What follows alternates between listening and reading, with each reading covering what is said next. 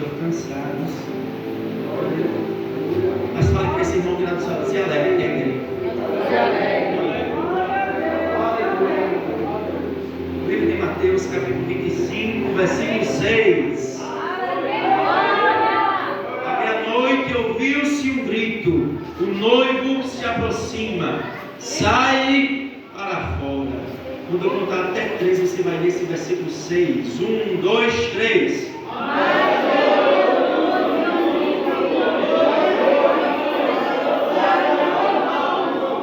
Agora profetiza para esse crente: Deus tem uma nova porção de azeite para a tua lamparina.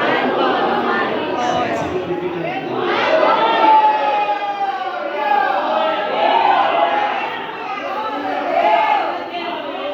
Eu estou arrepiado aqui, irmão.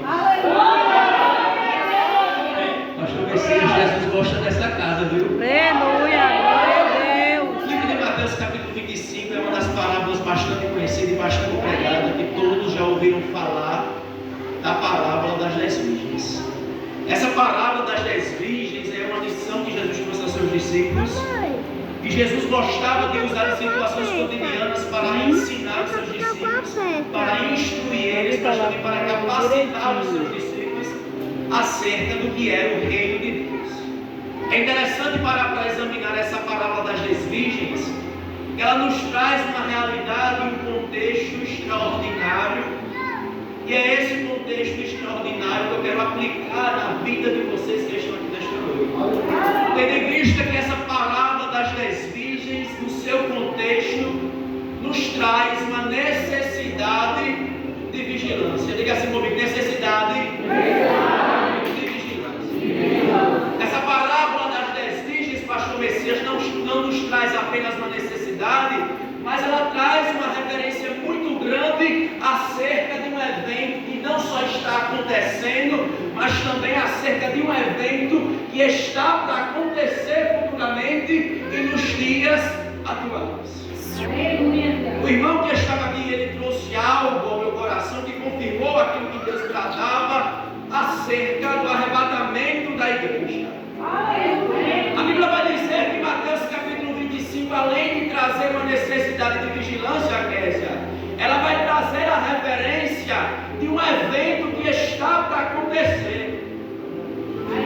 Os interessados em participar deste evento, os interessados em participar desta festa, os interessados em participar deste grande evento que vai acontecer, eles têm que estar vigilantes, eles têm que estar em alerta, mas também os interessados em participar dessa festa, Késia, que está para acontecer, tem que estar preparado. Diga para esse irmão: você tem que estar preparado. Jesus, através de Mateus capítulo 25, conversando com os seus discípulos, e para entender Mateus capítulo 25, você tem que parar para entender Mateus capítulo 24, acerca do que Jesus queria ensinar os seus discípulos através da parábola de Mateus capítulo 25. Ensine Jesus aqui. A Bíblia vai dizer que os discípulos chegaram para Jesus, pastor Messias, em Mateus capítulo 24, e fizeram uma pergunta a Jesus acerca dos sinais que iriam acontecer nos finais dos dias. A Bíblia vai dizer que é interessante para examinar a trajetória de Jesus, Késia, porque Jesus gosta de matar a curiosidade de quem tem interesse em perguntar a Ele. E a Bíblia vai dizer, pastor Messias, que em Mateus capítulo 24, Jesus olha para os seus discípulos de acordo com a pergunta que os discípulos fizeram a Ele acerca dos sinais que iriam acontecer nos últimos dias. A Bíblia vai dizer que Jesus, parando para conversar com os seus discípulos em Mateus capítulo 24, Jesus ele ensina acerca da necessidade de vigilância.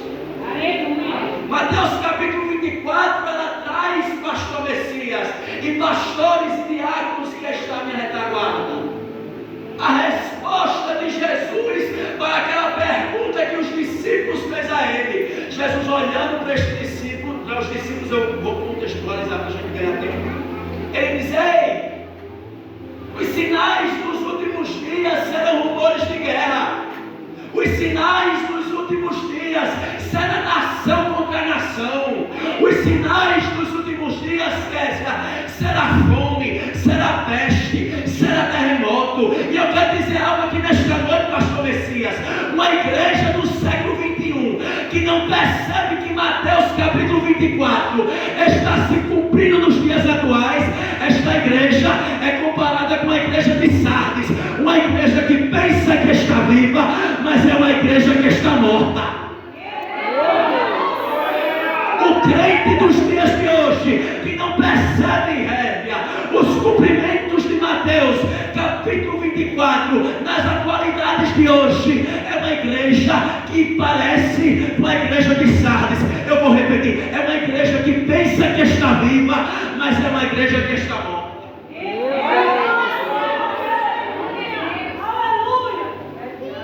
Diga para esse irmão, se ligue nos sinais. Olha para esse crente e diga: tem um banquete te esperando, tem uma festa te esperando, tem um evento te esperando, tem algo maior te esperando. Mas Jesus te parou nesta cadeira para te dizer: se liga, porque os sinais estão sendo evidenciados nesta terra. Uma igreja que não percebe que os sinais que Jesus disse aos discípulos em Mateus capítulo 24 está se cumprindo na atualidade de hoje, Kézia.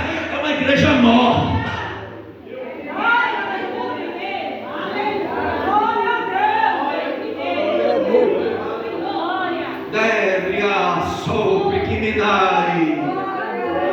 É interessante para examinar o contexto de parábola, meus irmãos, porque toda parábola que Jesus falava, ela era seguida antes ou depois de um contexto, pastor Messias.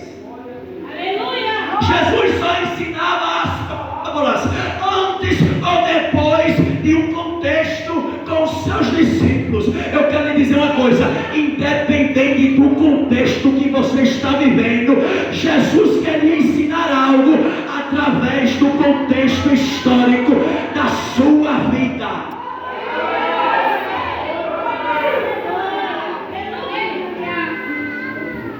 E Jesus só ensinava as parábolas para que fundamentasse aquilo que ele queria ensinar aos seus discípulos.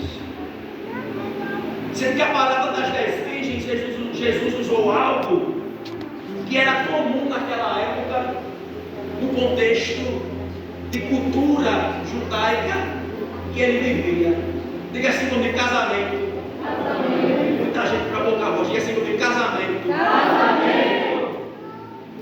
E a Bíblia vai dizer que Jesus usou essa parábola de Mateus capítulo 25 sem fugir da realidade histórica que eles viviam naquele tempo, naquela época, na Palestina antiga.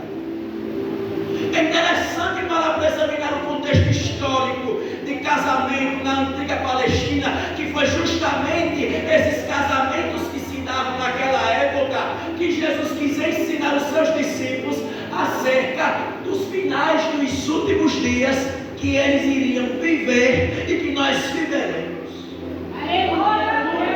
Os casamentos na antiga Palestina se davam em 3 etapas. Eu quero ensinar essas 3 etapas para que você compreenda aquilo que Cristo está falando esta noite. A primeira etapa, Kézia, é que Jesus se utilizou em um seu contexto histórico, e nós precisamos ter essa humildade de nos transportar da nossa cultura brasileira para entender a cultura judaica da antiga Palestina no contexto histórico de casamento. A primeira